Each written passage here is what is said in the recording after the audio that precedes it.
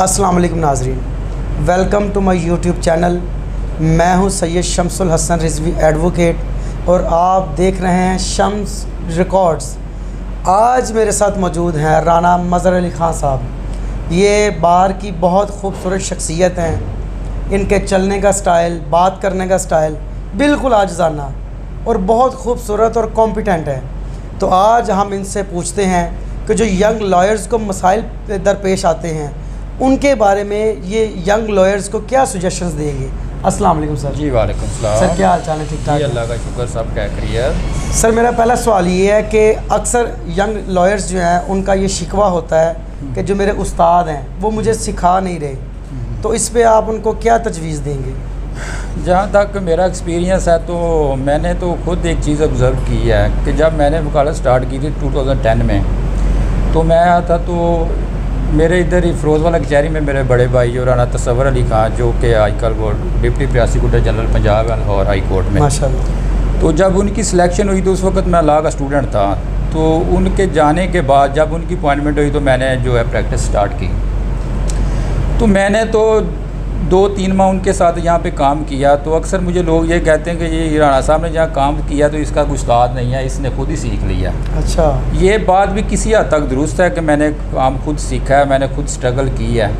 2-3 माह उनके साथ काम किया था, उसके बाद उनकी सिलेक्शन होगी, वो चले गए। एक चीज़ मैंने जो जिस पे फोकस किया ना वो ये चीज़ थी कि जब उनकी सिलेक्शन हुई तो ज़ाहिर बात है केसेस थे हमारे पास ऑफिस में, मटीरियल था, सारी चीज़ें थी।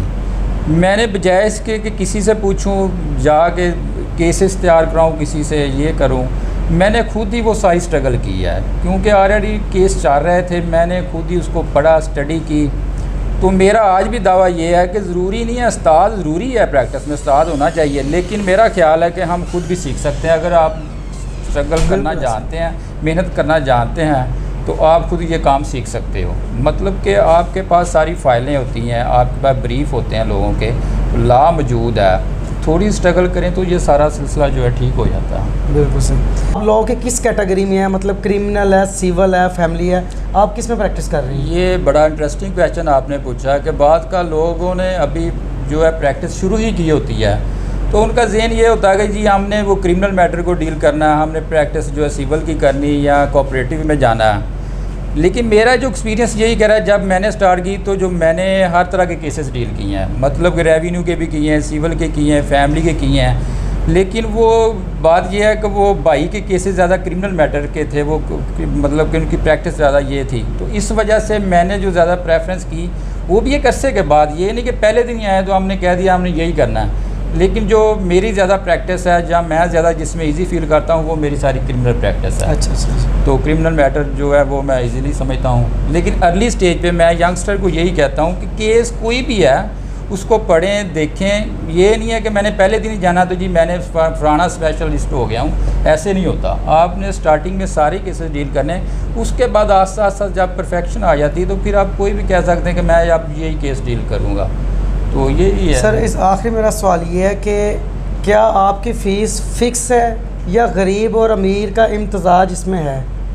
बात ये है कि लोग कहते हैं कि जिसके क्लाइंट जी अच्छे हैं तो उसकी फ़ीस अच्छी होगी, जिसके माड़े हैं तो उसकी क्लाइंट की उसकी फ़ीस भी माड़ी होगी। बात ये है कि आपने एक स्टैंडर्ड डेवलप करना अपना। ठीक है। फॉर एग्ज़ाम्पल, अगर आपके पास कोई एक क्लाइंट आया तो आपने अगर उससे अच्छी फ़ीस नहीं ली, फॉर एग्ज़ाम्पल आपने 2-4-5 हज़ार लेके काम कर दिया, असल में वही आप लोगों के जो है सफ़ीर होते हैं लोग, क्लाइंट से क्लाइंट बनता है। वो क्लाइंट जब जाकर लोगों को बताएगा, वो ये कहेगा यार मैंने फ़लाने वकील साहब से 5-6 हज़ार में काम करा लिया, तो वो आपका एक यही सारी उम्र आपका ट्रेंड सेट हो जाएगा। आप अगर अच्छी फ़ीस लेके काम करेंगे तो वो लोगों को भी कहेगा यार वो वकील जो है ना वो अच्छी फ़ीस लेता है, वो इतनी फ़ीस लेता है, इससे कम नहीं करता।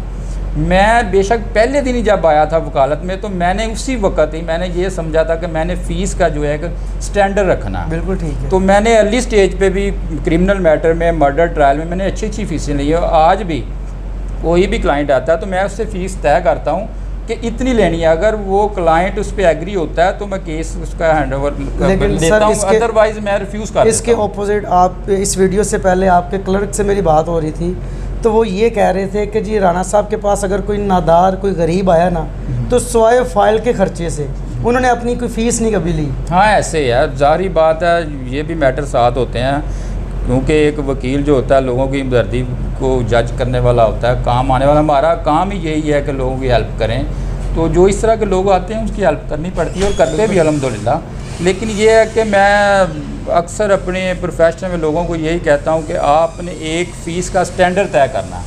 जब तक आप स्टैंडर्ड नहीं तय करेंगे आप अच्छे वकील नहीं बनेंगे, क्योंकि ये लोग जो होते हैं, क्लाइंट होते हैं, ये इसी से चलते हैं। अगर आपने किसी का काम कम फीस में कर दिया है तो वो आपके लिए कोई स्टैंडर्ड सेट हो जाना।